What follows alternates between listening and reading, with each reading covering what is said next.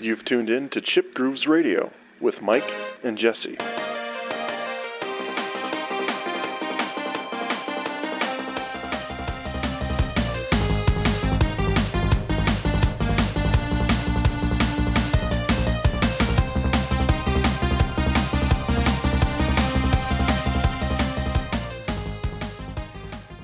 Last month? Jeez. January? Before my computer completely crapped the bed. So yeah, it was a while ago. Yeah. It was funny. I was trying to do everything I could not to have to just replace a bunch of components. And Never works out that way. It never works out that way. Anyway, yeah, it just never works out that way. So I woke up that morning and I was like, all right, I'm going to go to Best Buy. I think it's probably just my hard drive. I'm just going to buy a new hard drive and it'll be fine.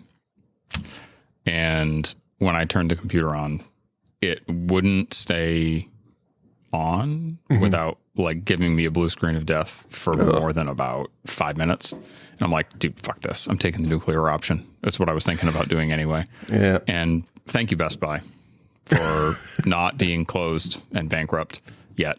Yes. And for actually carrying PC components, like good ones, not like third string reject PC components. I was actually able to get everything I needed for a completely new rig. Nice. Top soup to nuts. So you went back and you were able to get it the same day, or? Yeah, no, I just went there and picked it all out. And Nice. yeah, they had it all in stock. It was just like that. Awesome. Going to a store to do shopping. Right. Not just buying it online and then going for a pickup. It's a wild world we live in, Mike. It sucks, man. I kind of miss it. I definitely miss going to like the game store and looking at games, but I mean, specifically Best Buy, I miss going to their fucking steelbook section. They don't carry movies anymore. It fucking blows. Nope. It's bad news, man. Pretty soon they will be extinct, I'm sure. Yeah. Amazon's taking everyone down. I was there just kind of like building a computer like in my own mind. And actually the guy that was working was he was probably like early college and he was really knowledgeable. So I just said like, hey, this is what I'm trying to do. Here's what I have in mind. And he actually helped me and found stuff and like found a monitor that they had in back on sale that was significantly better than the one I had at home that was starting to like flicker. And it was amazing. Awesome. I got like actual customer service and like help getting Doesn't stuff happen picked out. very often anymore. It was amazing. So I got to look at my receipt because I can't remember his name, but kudos to the dude who helped me build a new computer at Best Buy in Dartmouth, Massachusetts about 2 weeks ago. You heard it here. So, Dartmouth, Massachusetts, Best Buy. We would appreciate what's up. free promotion. Yeah. What have you been playing lately? So it's kind of funny. You and I had been kind of going back and forth talking about getting through kind of the end game stuff in Final Fantasy VII Remake. And I finished it just a little bit before you did. And I happened to catch Rebirth on a decent sale and said, I'm just going to dive right in. So Nice. I picked it up. I have been playing it for, I don't know, the last 2 weeks, maybe. I think I've got like 28 hours in at this point. It's a lot of fun. Where does this I really liked. Where's it start? Well, I was going to say, where does this one supposedly end?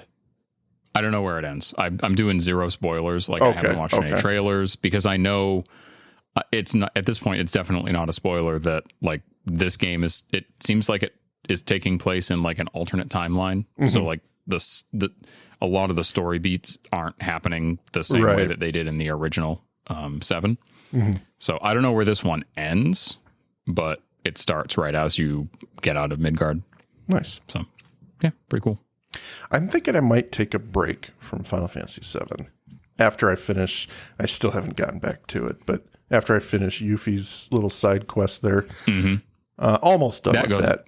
Yeah, that goes really fast. That's quick. Yeah.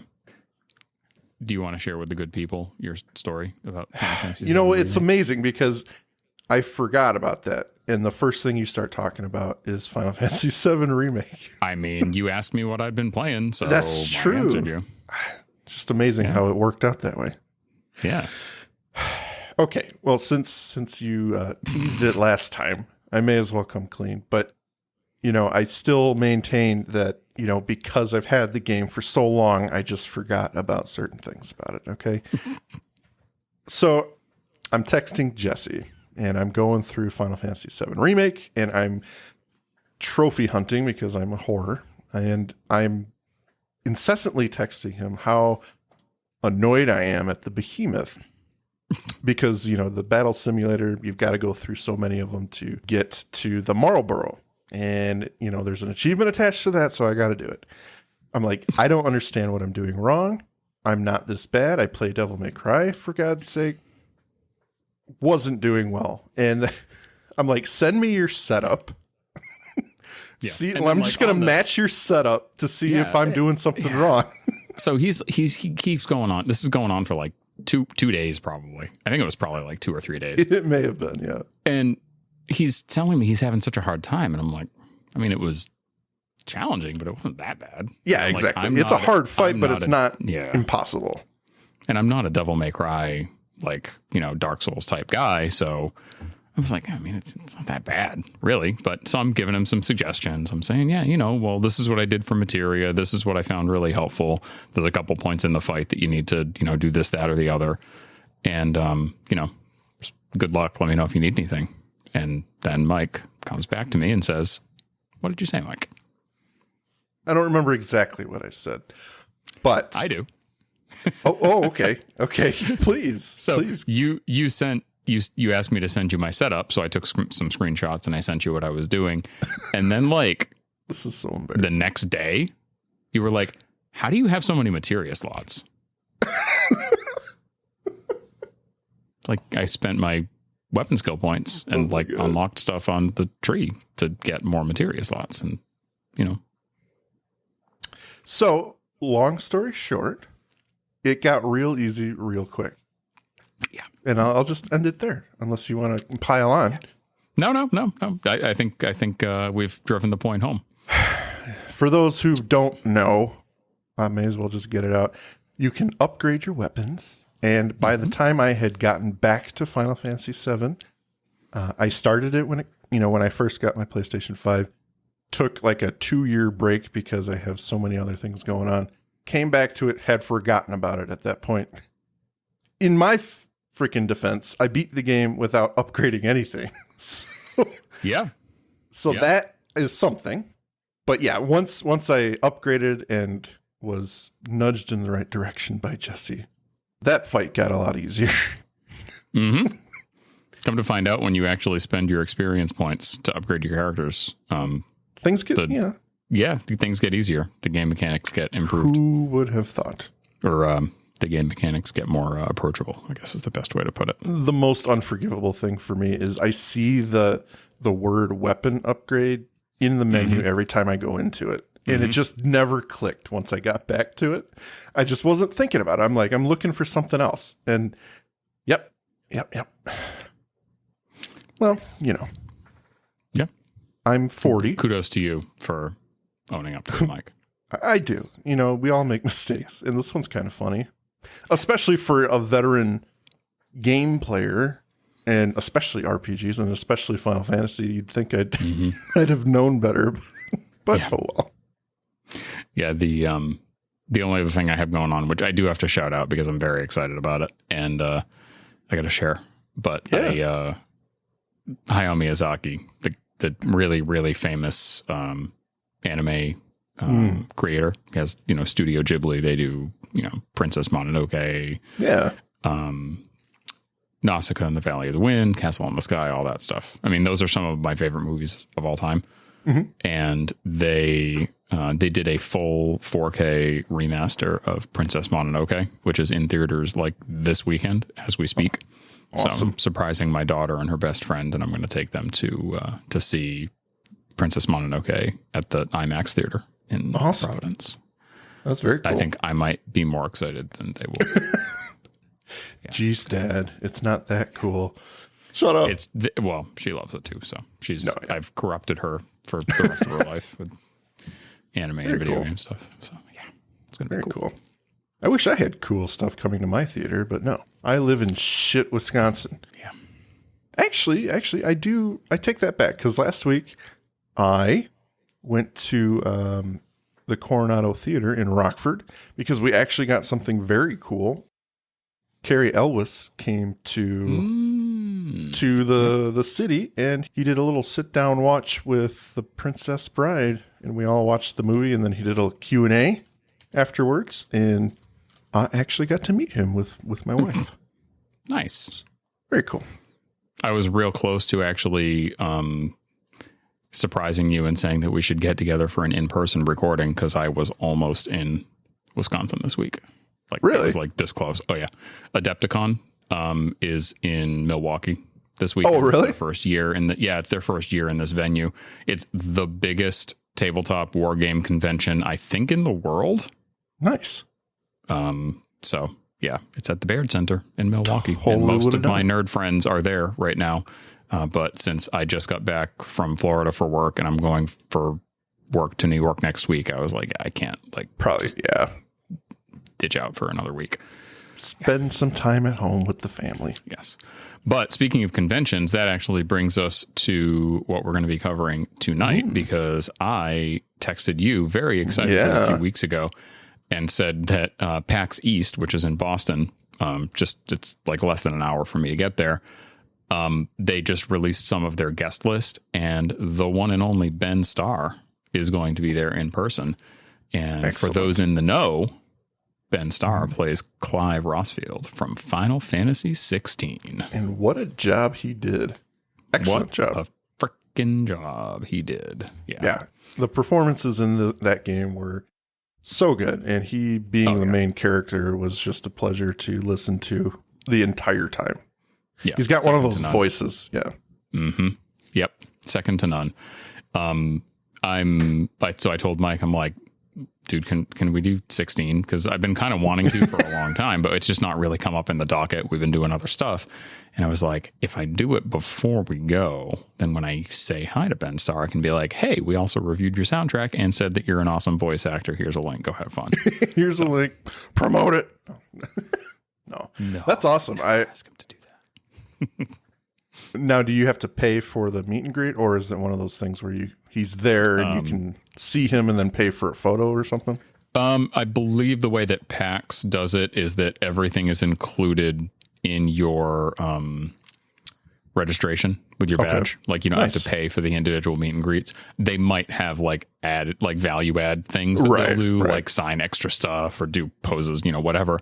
But the basics are all included. Awesome. So. Well, I wish you the most luck because I'm sure you're going to have to stand in line for hours. That could very well be.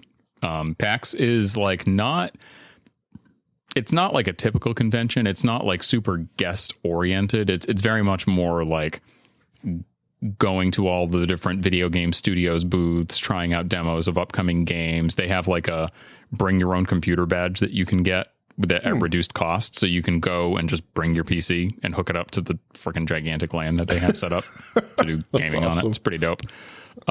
They do have some vendor stuff. They have some tabletop game stuff, mostly board games, some RPG stuff as well. But the focus is really more on the video game side of things and less so on, lining up and talking to a bunch of luminaries. Well, you know what? I think people like you and me would appreciate the acting of it as well. And I hope he does come through for you. I think that'd be a really cool person to meet. Be cool. I think that of all the different conventions that I've gone to, I usually just walk right by the autograph sections because I'm like, dude, I don't want to wait in line for forever to go say hi to somebody and then have them charge me to take a picture and maybe interact with me a little bit. Yep. But Ben, I think the two people that I've been really excited about seeing are, Ben Starr now. Yeah. And then when I went to the Rhode Island Anime Con, the voice of the one and only Handsome Jack was there. And that was pretty freaking cool. That's right. You told me about that. That's awesome. Mm-hmm. My sister would be eternally jealous. Mm-hmm. She loves Handsome Jack. So when I do meet Ben, and if I have to ask him to say one thing in Clive's voice, I think I have to say intro Joshua. The show. No, I could do that. Yeah, I could. Just kidding. You hear him say Joshua about 800,000 times in this game. Yep. So I feel like if there's one iconic line, that's probably it. That's EIKONIC. Well, what do you say we dive into the review of the soundtrack? Of course, we were talking about Final Fantasy XVI. Mm-hmm. Came out in June of 23. Released its second DLC in September, I think. Was it the September? Something like that. And they are officially done.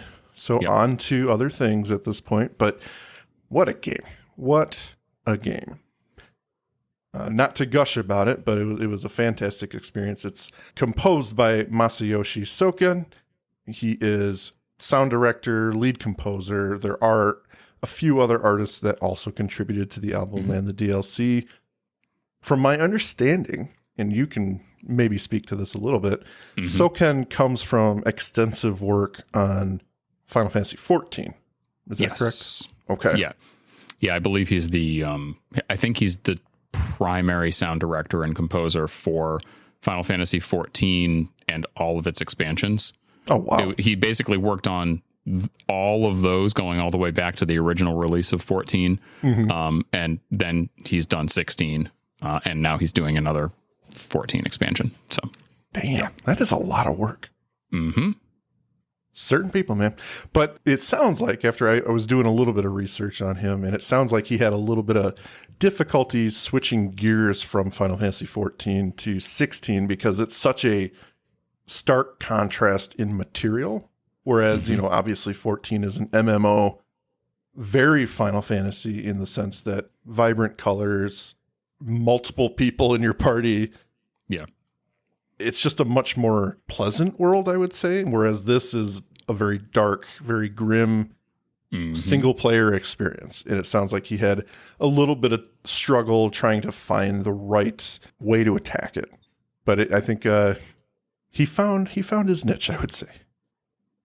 Yeah, I think that the music in this game, I don't really think I've ever heard anything quite like it in other games in the Final Fantasy series. It's very, like, the setting of this game I find is very unique amongst the series.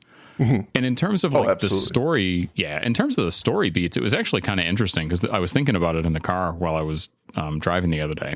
And there's actually kind of a lot of parallels to story beats from Final Fantasy Tactics. Like, it's a very adult story, much more so than most of the other games in the numbered games in the series. I mean, you've got graphic violence, sexual themes, lots of betrayal. I call it Dark Thrones Final Fantasy. That's really or not Dark Thrones.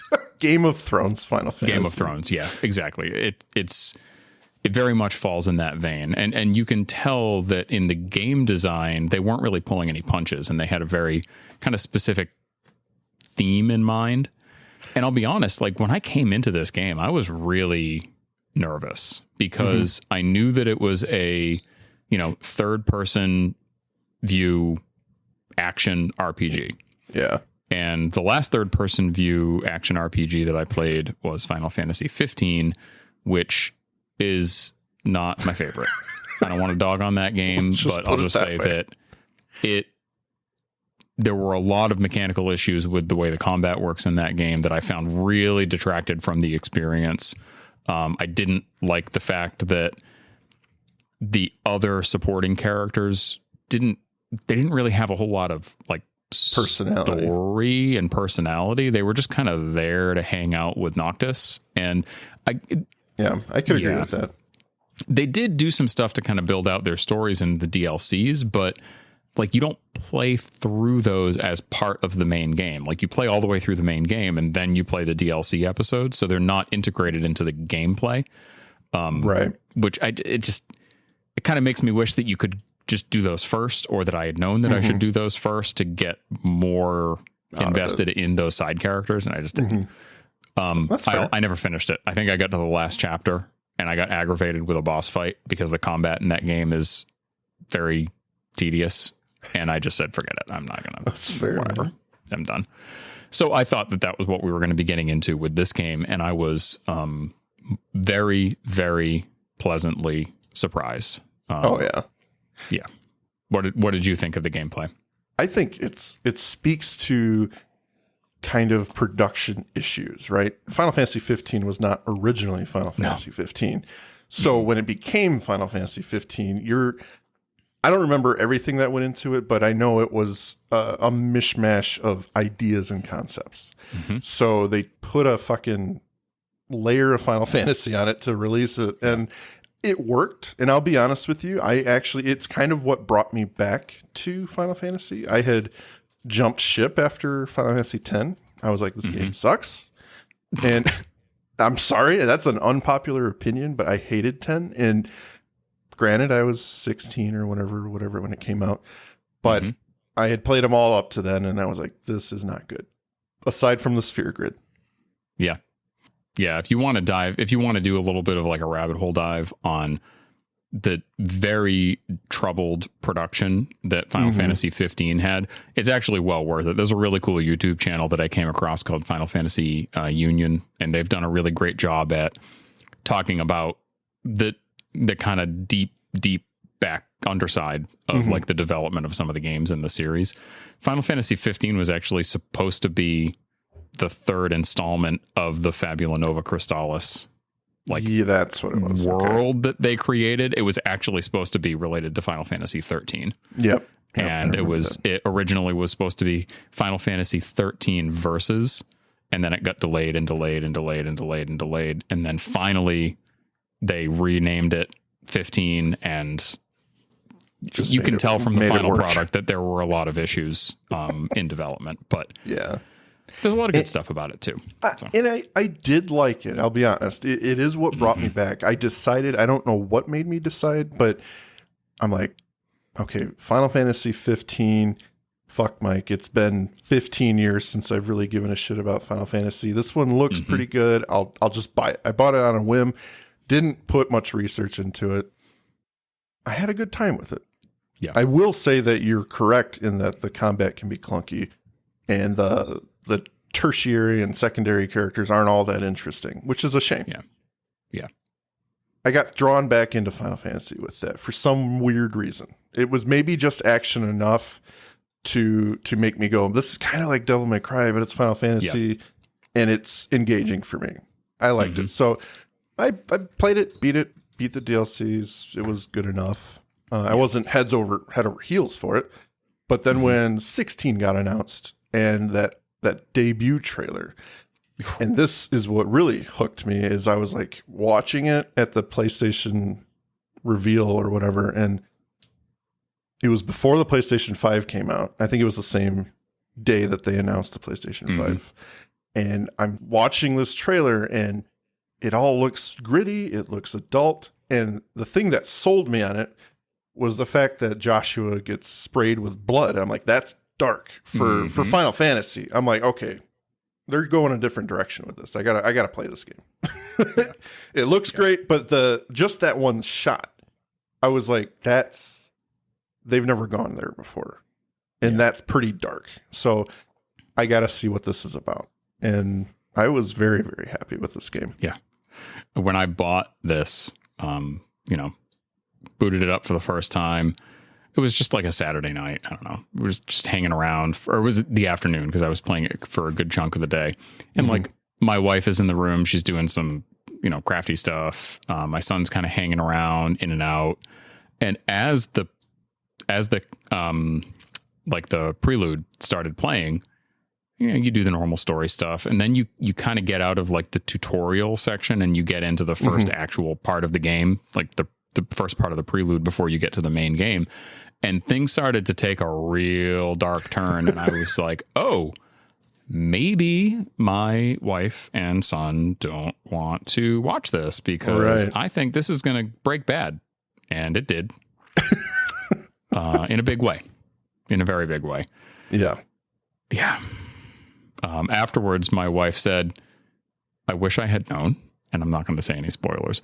I wish I had known that this was going to play out this way because I would not have been in this room. Yep. Mm-hmm. That is Final Fantasy 16 in a nutshell. It is not your typical Final Fantasy game in more ways than one. Yeah. Arguably, it's very, very fun and very fitting that they did a one-player experience that is a singular character about this entire story. And I didn't think it would work completely when I dug into it before it released, but I'm like, you know what? This is actually going pretty well. Yeah. And I think that the big differentiator between the game like this and the way that it portrays that single character all the way through versus the way that it was done in 15 is that the supporting cast in this game get a lot of screen time and a lot of background and a lot of development. And man, there's so many big emotional moments in this game that it's actually the only video game ever of any series that I have finished my first playthrough and then taken like a 2-day break and then immediately started a new game plus and played it all the way through. Nice. It was that impactful for me. Yeah, this was a quick restart for me to go to Final Fantasy mode. I was like, okay, let's do this. Oh, yeah. Speaking of preludes, what say we get to getting? And I think we were going to say about the song from the prelude. Same thing. May as well. Yeah. So one of my picks for this episode, and granted, it was very difficult to narrow it down to like 2 or 3 because this whole soundtrack is pretty stupendous. It's I think there's like probably close to 200 songs, and I think that's like one of the things, 183 or something. Yeah, I think that's one of the things that really made an impression on me is that there's not a lot of repeated themes in this. It's not like every time you go to an outdoor area, it always has the same outdoor music. Every time you go to a town, it always has the same town music. Right. Basically, every single scene in this game has its own music track. And that's very impressive. I mean, you can tell that's very much coming from the Final Fantasy XIV production model, where there's a gazillion different music tracks for a bazillion different areas and every interaction between two characters, and it's a lot to get through if you're just trying to go through it and evaluate the soundtrack, as I'm sure Mike found when he was making his picks. I will actually comment on this specific thing towards the end. So when I had to come and pick like my 2 or 3, the very first one that I went to immediately, like no thought, was the first song that it felt like Soken was reaching through the screen, grabbing the hair on the back of my head and peeling my skin back like there's sound waves blasting out of the TV, because this song is freaking incredible, and it is Away. So I feel like the game's development team came to Soken and said, we need you to come up with a really cool sounding song for like a tutorial battle that's at the end of the prelude for the game. What can you come up with? And then he just said, hold my beer. Hopped on a piano and set it on fire and came up with Away. Holy Which is crap. funny you sent me that little video for Nobuo Uematsu Final Fantasy IX. Good Lord. This song, it absolutely exemplifies tension to me. This is a dramatic encounter. You do not know what's going on initially. Something happens in the game that is so out of the blue. This song really does a great job at capturing that. It's in the trailer, I guess. So like whatever. So this is the song that plays when Joshua, who you know is the Phoenix in the game, turns into the Phoenix, and then ends up having to fight Ifrit, as it's pronounced in the game. So you're playing as Joshua, as Phoenix, flying around this, castle and flying through the catacombs under the castle, fighting a very bestial Ifrit who is trying to kill him. And you're trying to save all the people that are in the castle. You're trying to stop Ifrit from destroying the place. You don't know where Ifrit came from. There's not supposed to be another fire icon or dominant in the world. So it's very much all coming at you fast and furious, and that's the way this song makes you feel all the way through. Damn.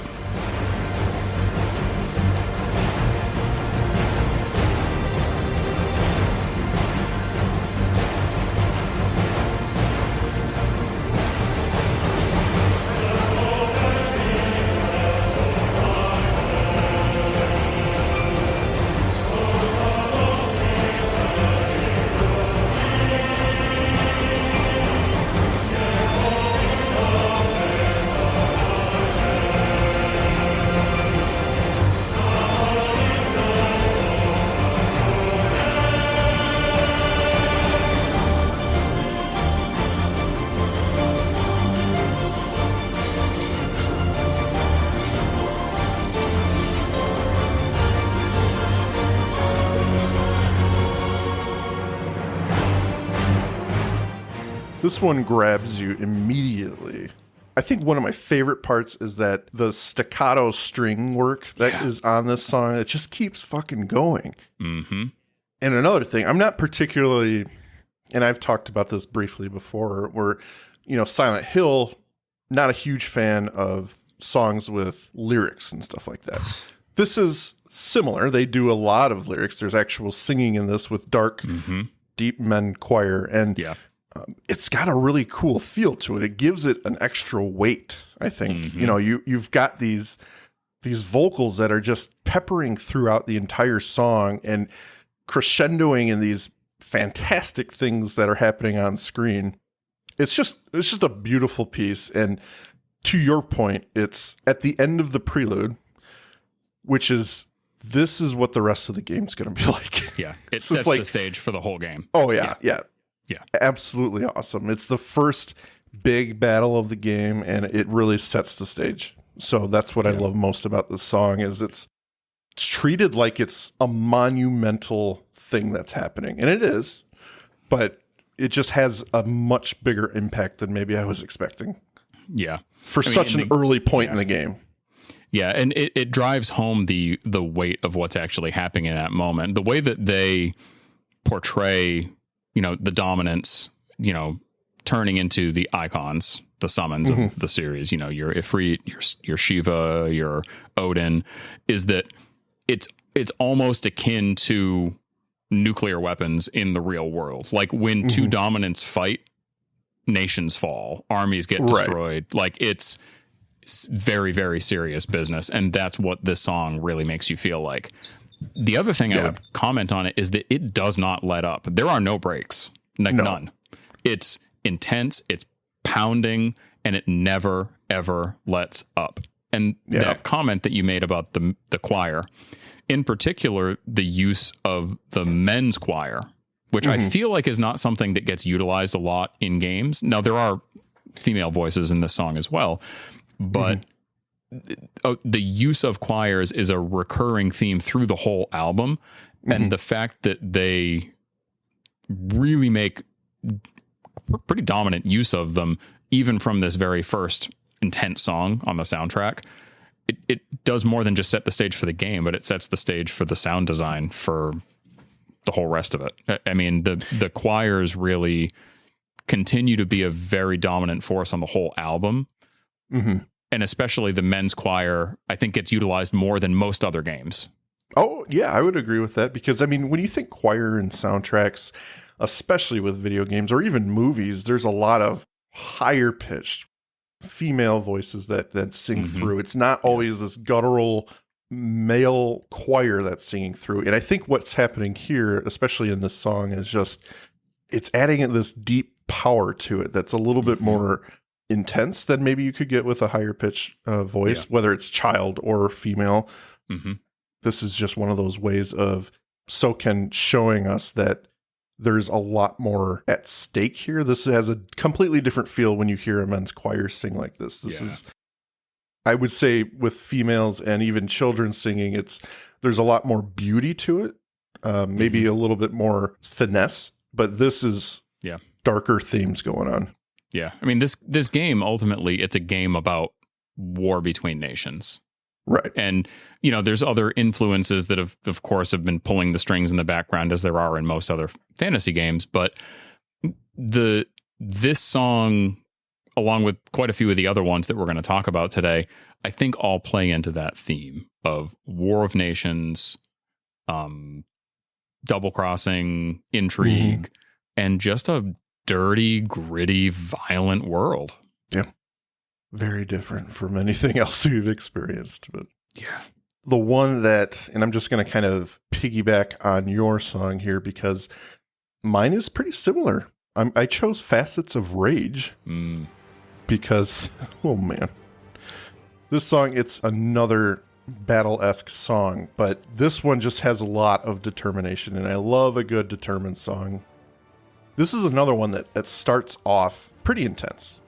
Not as intense as I would say your song did, Away, but this really helps exemplify to me Clive's struggle with not only his outside circumstances, but also his internal truth. This song really sends home determination and struggle to me. It's an anthem of wills. With Clive learning of his inner icon, we can really hear the turmoil of his reckoning with the beast inside of him. So the horns in this selection are very triumphant and honorable, despite the themes of uncontrollability and despair. It's not all flash. The subtlety of the strings during large portions of the song, while the percussion marches on, is very indicative of his learning and adapting. Yeah. The dangers around him change at all times, and his journey is ever evolving. He has a lot of struggles throughout the game, and this track, I hear that struggle. I also hear the honor behind it, and his goal, his mission comes through to me. The strength he finds within himself to overcome and control his power. So, very powerful song, force to be reckoned with, and I always love a song like this. Yeah.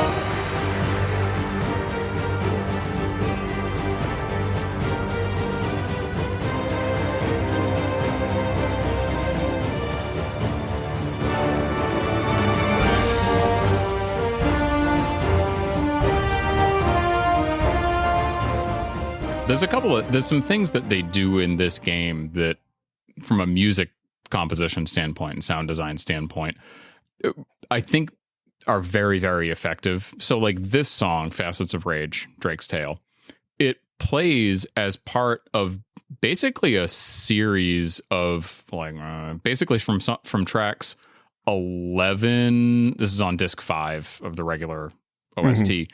Basically from track 11 from the Shadows all the way through 21 Ascension, they're all arrangements of basically the same song, with like one other one thrown in there. And Facets of Rage, I won't get into any spoilers with this because it's a very, very pivotal moment in the storyline, but some serious shit goes down that you would never have any way of seeing coming. Right. And it really, one of the other characters in the game, Dion, who is oh my God, he's like one of my favorites. He's incredible. He is going through a massive personal struggle at this point in the game. And it's set in this like very powerful imperial city. And that's those two themes, personal struggle and desperation, married with a big bombastic imperial theme, are exactly what this song makes me think of. It really, really drives home what's going on in the storyline at this moment. It's fantastic. Yeah. And so can, even with the two songs we've covered so far, I mean, that is a theme that he is honed in on, is capturing the story. And we're going to continue talking about a couple more tracks, and that is going to be mentioned, I'm sure. Yeah. He's demonstrated a lot of prowess with learning how to capture the moment and make the world what it is, not just what you're seeing, but what you're hearing as well. Yeah, God, I'm listening to the very tail end. I know. And this song, it's so funny because the way that it starts and the way that it ends, they don't even seem like they're the same song. But if you rewind all the way to the beginning of it, like, no, it's all there. It's just a steady, nonstop build towards that crescendo at the end of the song. I love a good crescendo. Artistic at it. It's artistry at its finest. Yep. Yeah. It's that time, everyone. The Magus Media Production sales pitch.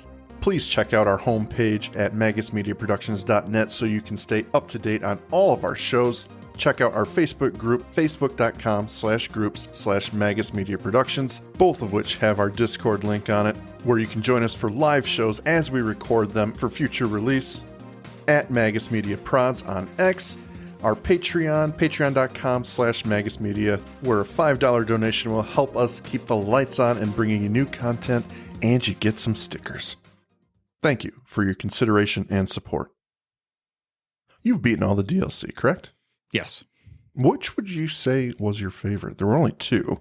There's only 2. Yeah. And I have that's not one finished, or actually I haven't even started the second one. You definitely should. It's absolutely well worth it. It's a great, like, the first DLC is very, very, very short. And it ends with a very challenging battle, but it's not like there's not a whole lot of story that goes into it. The second DLC, you definitely want to play after you finish the first one. But it's much more expansive. There's way more story. There's a whole new area, like a whole new part of the world that you go to, new side quests. And the music in that is pretty stellar. I would say for me, my favorite is the first one, but mostly because it is a direct tie-in to Final Fantasy XIV. They actually, around the time that expansion came out, they also did a crossover event in Final Fantasy XIV where you could fight the Clive version of Ifrit instead of just the regular 14 version of Ifrit, which is pretty cool. But the boss you fight at the end of the tower in the first DLC is literally straight out of Final Fantasy XIV. They even use a variation of his theme song from that game. Nice. It's pretty dope. Yeah, I had a good time with the first one. I don't know why it's taken me so long to just fucking play the second one. But yeah, you just got to get through the second one before you forget how to play the game and not spend weapon skills. All right. Yeah. Not the same. Not the same. Yeah, I know. Oh, man. Well, what is your second pick? Because I know we've got so many songs to choose from here, but obviously we can't cover them all. What would be your second? So I wanted to pick something that was going to be a lot different than the other songs that we were going to talk about today. Because, you listen to Away, you listen to Facets of Rage, and they're very... They kind of fit the same theme. There's a lot of horns, there's a lot of drums, it's a lot of military themes. I wanted to pick something that really showcased a lot of the more unusual tracks on the album, because it's not all medieval and Renaissance themed, wartime music. There's some pretty cool stuff. And the one that I ended up with was, I did read how to pronounce this. It is Catacomene. Yes, that's it. Catacomene. It is track 14 on disc 2. And if you're listening to this in Apple Music or most other streaming platforms, this is battle music. Spoilers. Of course. We have a lot of battle music that we like in this. But this is a really, really different song. Before I gush about it, I would really like to hear what you thought of this one, Mike. Well, as you were leading up to this track, you were like stealing thoughts from my actual notes here. But I mean, you're completely correct. This is a completely different beast altogether. It is a very high octane electronica piece for Typhon's battle, correct? Yep. Typhon? Yep. For Typhon. Yep. if I'm being honest, it struck me as, a Devil May Cry-ish song. Yeah. And even I would say just rewind 20 years and I could hear this in Final Fantasy X if I was being honest. Oh yeah. That era of music, this is what this sounds like. And it's very appropriate because the battle is very intense. With the glitch effects and the stuttering beats, howling synth, it is a banger of a song. And I like this one because it's just another example of that diversity offered on the album, primarily using synthesizer and electronic instruments is a difference by no small margin from the tracks we've selected so far. It just helps differentiate Typhon from the dark fantasy setting. It's very apropos because he's almost alien to the world. There's not much else that I can think of right now that's quite like his creature design. And it makes the track stand out more. He's very alien to the world that we're playing. And this track is very different. So I think that's just really unique way to present it. Wonderful track.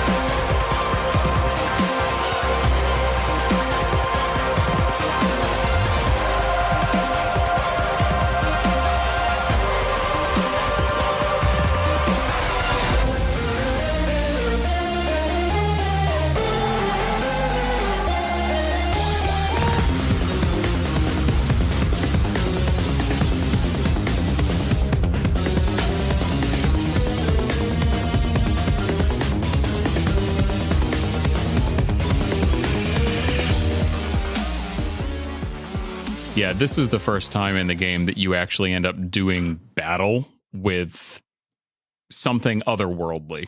That, that being, the mythical being that's pulling the strings, as there always is, like we said, in most fantasy games, Final Fantasy games anyway. Mm-hmm. You've interacted with that creature a couple of times. You've talked to them. They've seemed very alien and unapproachable, and like you just can't really grasp their train of thought and their objectives. And this is the first time you end up fighting something from that world. And I'll tell you what, just in the regular gameplay, this is the first time in the game that I actually had like some trouble with a fight. Oh yeah. Oh, this is like a step up from anything that's come up through the game up to that point. You're doing, you're dodging stuff that's, literally coming at you from all sides. Floor. Yeah. It's almost like doing an MMO battle or a DMC type battle. Like there's explosions on the floor that you have to dodge out of the way of. There's these like roiling columns of energy that are coming at you in alternating directions that you have to dodge around. Like it's very intense, especially the first time you play through it, not a New Game Plus mode, because like you don't really have that much to work with. Yeah. It's one of those moments where you think you're getting the hang of it, and then they throw a fight like this at you, and you're like, the game's still hard. Yeah. Good Definitely. Fight, great song. I really enjoy the electronica. It's just what the album needed. And for a fight like this, it's just so different from anything else up to this point. It was just a blast to listen to. Yeah, the electronica aspect is big, and I think it's very easy for sound designers or composers rather to go kind of overboard with it. This feels like a synthesis basically of two worlds. Like the electronica elements are there, the orchestral elements are there, and neither really seems to outweigh the other. It doesn't sound like I'm listening to a Power Man 5000 song, which frankly I love Power Man 5000. Yeah, it's a good time. But it also doesn't feel like somebody's just playing guitar along with an orchestra, which sometimes can kind of be like, do we really need this? Right. This is something really unique and I think pretty special. Yeah, very much so. And just one of those examples of Soken just fleshing out the whole experience. And that leads me into Far Cry from Heaven, which is my final pick. And Jesse, I don't know This song is my jam. Yeah. I don't even know how to explain it. It gets right back to one of the things that we were talking about, but one of the things I mentioned before with, multiple different arrangements of multiple different songs, all used kind of in sequence to build stakes. And that's something I feel like this song and like several of the songs that come before and after it do a phenomenal job of. The stakes, this is in the end boss, basically. This is as you're getting into the last area of the game, getting ready to fight the final boss. And every single one of the songs in this sequence just seems to do something a little different, ramp up the stakes a little bit more. And man, this is... oh, man, it's incredible.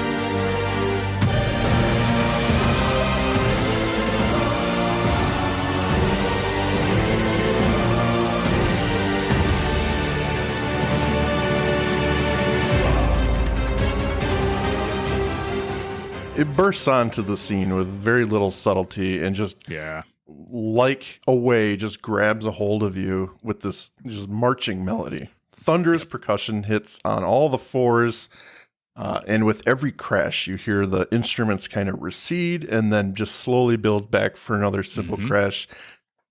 It makes for a very powerful experience. And huge. It's not all percussion that keeps this track going. The strings are flurry in this. The brass section sings at both the high heroic levels and the deep, dark, brooding levels. Oh, it's just a wonderful time. Yeah. What I like about it is it's telling the story. It is very much a tale between good and evil. I love the moments where it stops down with the string section in an aggressive series of strained pulls and a melody that just ramps up tension in a different way than we've heard so far. Soken utilizes, I would say, all the instruments at his disposal in this song, from percussion to choir. This one has it all. And it just tells that grand and epic tale just listening to it. You can hear the different themes and see in your mind a battle playing out. You don't have to have played the game. So it could really fit a lot of ways. And if I'm not mistaken, this is the ultimate fight, right? The last battle? It's close. No, I didn't quite. So this plays when our three heroes, who shall remain unnamed, shall remain nameless. Right. Our three heroes are basically trying to get to the big bad. The blank. Clive blank. And well, anyway. And the really cool thing about this song too is that the two characters that have the biggest stake in this segment of the last battle, both of their themes are front and center in this song. It actually takes motifs from Logos, which is the last boss's actual music, and the character who is doing direct battle with him and in this moment, and leading up to what is pretty obviously going to be some self-sacrifice, which is a big theme in this game, just across the entire story. Self-sacrifice. A lot of characters die, like a lot. Also very different, and not small ones. Not small characters. No. It's not like playing, Final Fantasy Tactics and, Delita's sister gets killed. Yeah, exactly. Argath, and then later on in the game, Delita gets killed. Right. And that's pretty much it. No, this is like basically every character that's on the screen is at risk. Right. Yeah. At any point in this story. This is watching. Safe. Playing this game is watching Game of Thrones or fucking Walking Dead. Who's going to die next? Yeah, exactly. Everyone I've seen is at risk. And especially as you get to the very last, like, I'd say minute to 30 seconds of this song, you can feel that tension really ramping up. And man, it closes out just, oh man. Yeah. It's incredible. Beautiful song. The last few seconds of the song are some of the tensest of anything on this soundtrack. Yeah. Yeah. I mean, and Incredible. so can he just, you can't really say it without underselling it, but just a great accompaniment. The action on screen and listening to this while you're playing it is like, holy crap. Given the fact this battle is primarily in the air, it's very fantastical, explosions and star streaks everywhere. Mm-hmm. It's essentially the Dragon Ball Z of Final Fantasy battles, if I'm being honest. But pretty much, yeah. But it makes it all the more exciting with this song behind it. What he manages to do in this instance is create drama and action in our minds. I got shivers today. I was listening to it again at work, and I'm like, this is fucking phenomenal. It's just the scope of this one song is huge. It fades out towards the end and then builds for one final push, complete with the instrument lineup in his arsenal, and just thunders out with the grand finale. It's just a wonderful song, and it ends just as powerfully as it begins. Yeah. I mean, if I'm being honest, I feel like when you're listening to this soundtrack, it's almost like listening to a record in the sense that you really don't want to go through and pick and choose individual songs. You want to pick a segment of music to listen to and listen to it start to finish. Because it just, I mean, I've said it a few times. I feel like I'm repeating myself, but every major movement of this soundtrack tells its own encapsulated story. Yeah. It's a great piece of composition in that way, that he's able to bring so many different themes, at least in so that, you know, like he's got different sections of the soundtrack dedicated to different things, and then intertwine those songs in a way that's meaningful. That is very, very powerful. Yep. Absolutely. So we've talked about a bunch of battle music. I do have one honorable mention if you'll bear with me. So absolutely. This is the first time that I think we've covered a soundtrack where we've chosen nothing but battle music. Right. Which, like, if you're going to do it, Final Fantasy series, I mean, they're the ones to do it in. But one of the very few songs that you hear repeatedly in this game, because like I said before, most scenes, most areas, most interactions between characters all have their own individual tracks. But there's one or two that you actually hear repeatedly throughout the game, and Hideaway is the one that really stood out to me. This is Cid's theme, and you hear it and various variations of it numerous times throughout the game, and it just kind of feels like a warm hug after a while. Oh, yeah. You know, like, it's one of the very few bright spots in this game, and it's just relaxing. Like, it's chill. This is the time that you have to take a break when you're playing the game. You go to the Hideaway, you get this beautiful, relaxed string music, and you can just breathe and be in the moment. Acoustic guitar. Right. And you know that this is also pretty much the only time that the main characters have a chance to rest as well. And it's a song that I feel like I could just kind of listen to on repeat while I'm working, and I've done it before. Oh, yeah. It's just great. It really is.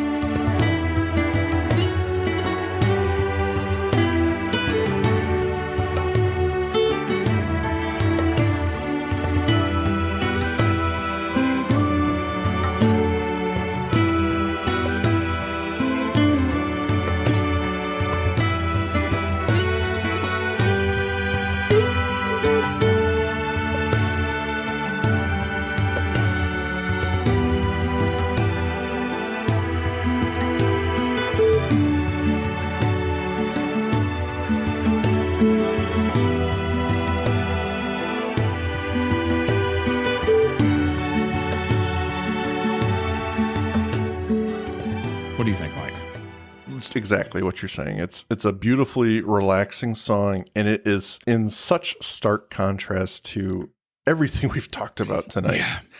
But it's such a welcome and fitting piece. You know, when you've got songs like we just talked about, Far Cry from Heaven, when it's got every instrument in the arsenal, right? And then you've got this song where it's just a little bongo essentially with fucking acoustic guitar and a nice flute. That's really all there is. And it's pretty much so beautiful. And you're right. This is the one moment that not only you get to rest, but your characters. I mean, there's so much going on in this game, and there's so much stress, I would say. Yep. That leads me to one of my final thought points, is that this game is so different, like we've said, but I truly feel in old Final Fantasies or traditional Final Fantasies, you would come across a town or something that may feel out of place. Yeah. Like Mysidia in Final Fantasy IV. It's goofy. It's happy-go-lucky. The theme is goofy. There are towns and places that feel like they're separate from what's happening in the grand scheme of things. There's nowhere in Final Fantasy IV that I go that I'm like, man, aside from Edward's castle that gets demolished, no one else looks affected by what's happening. Yeah. This whole game, it feels like everything is intertwined and things truly are affected, and you feel that. So there's a lot of pain in this song, but a lot of beauty and kind of keeping at it and trying to rebuild. And it's just a wonderful, wonderful thing. It's just another thing this game and soundtrack manages to do. It's just continues to separate itself from the traditional Final Fantasy.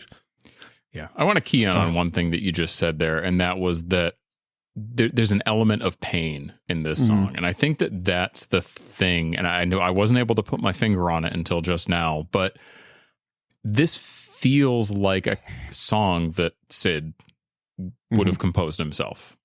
I feel like this is not a song that you would be able to write without drawing on some sort of pain and like difficult memories, you know? There's just there's an emotionality to it that I just don't, I wasn't able to really put my finger on until now, and I think you just nailed it. Nice. Well, and if there's one character that can write a song like this, it would be Sid. He's got a history behind him in this game. Yeah. To kind of sum up here, I mean, Soken pushed the boundaries of his own creative avenues to bring a soundtrack that envelops the listener and the player.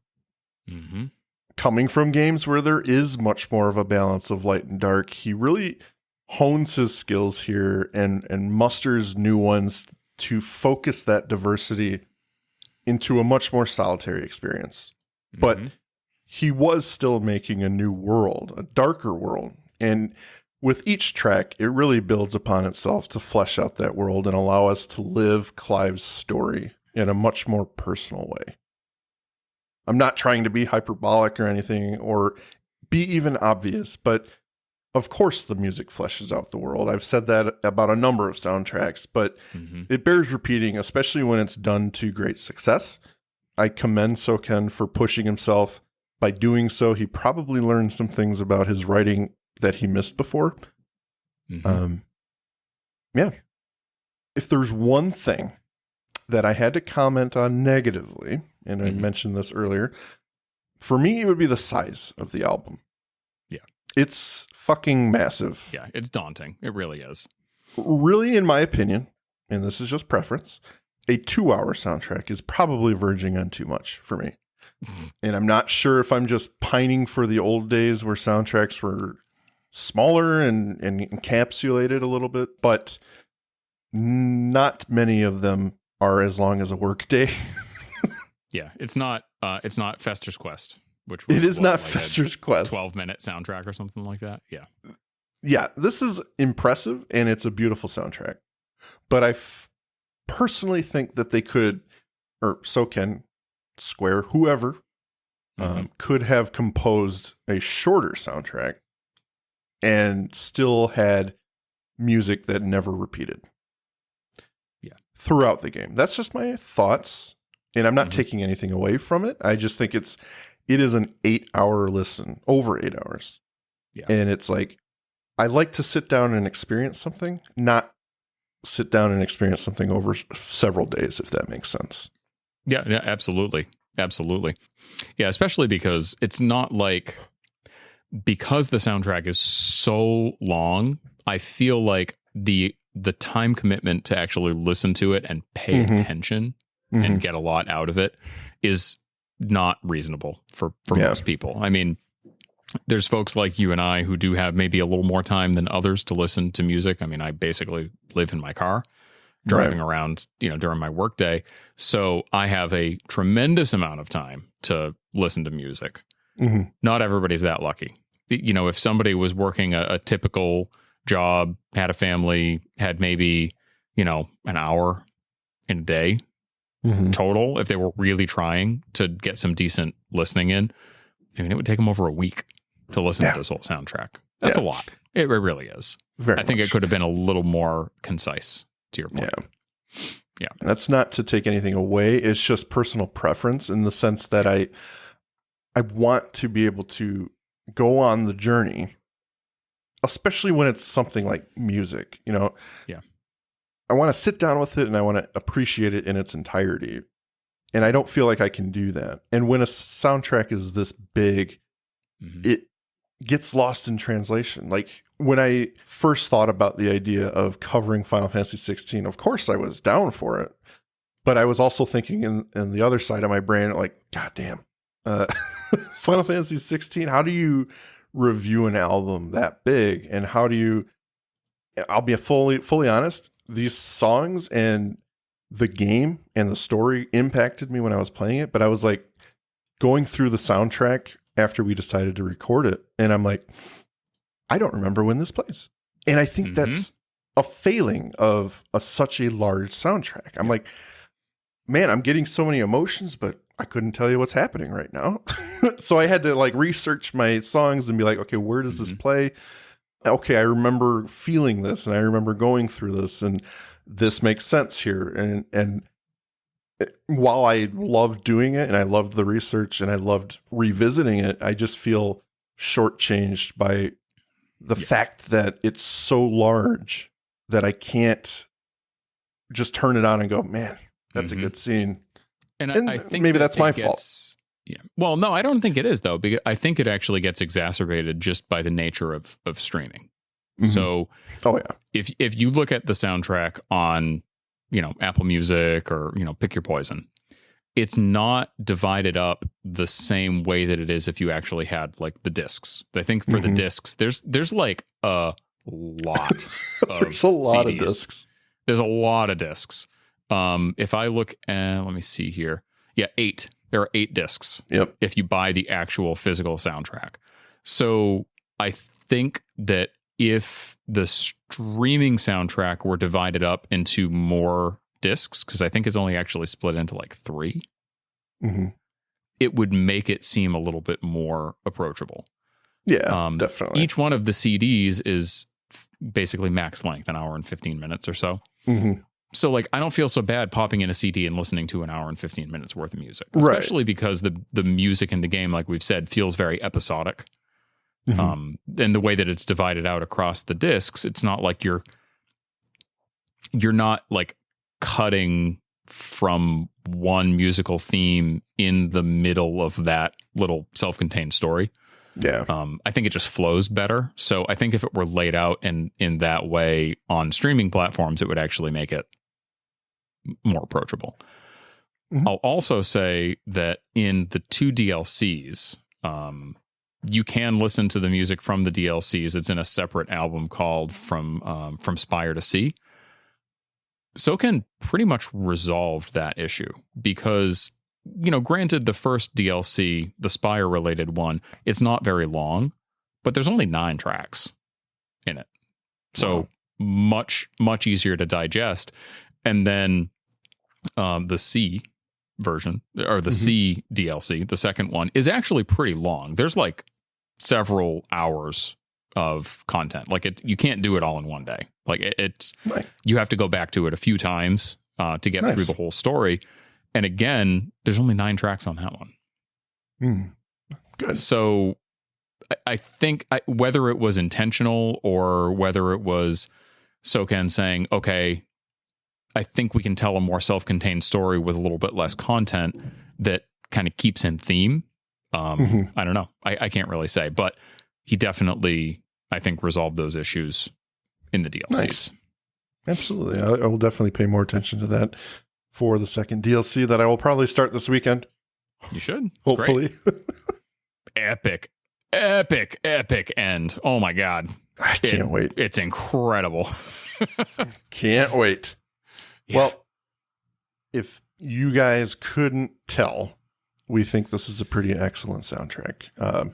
Not to speak for Jesse here, but I'm going to maintain my complaint and be a little judgy here and not get 1 point for length. So I will give this 9 out of 10 Gotterdamerongs.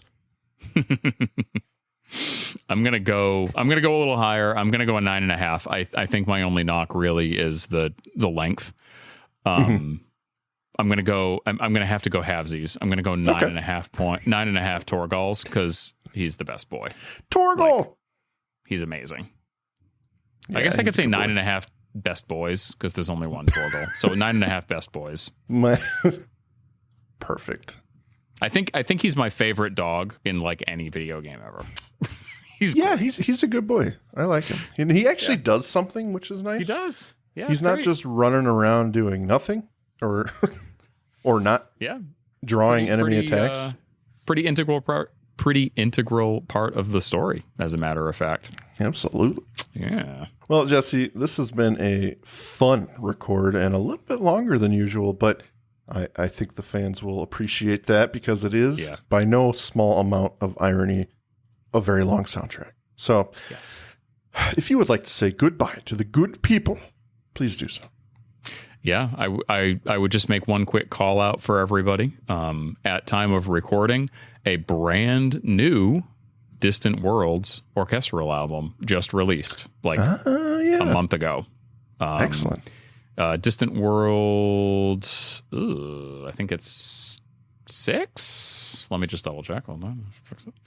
I had it queued up and then I had to go look at something else. Yeah. So Distant Worlds 7, more music from Final Fantasy. It's one of their orchestral album series. And this is the first one to be released since the release of Final Fantasy XVI. And there are 4 tracks on it. And boy, oh boy, Mike, if you haven't listened to it, I haven't wholeheartedly recommend it. The very first song on the album is Away.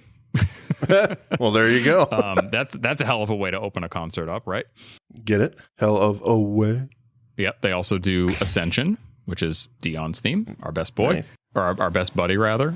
They do Find the Flame, and then they do My Star, which is a little more chill. A nice little more piano.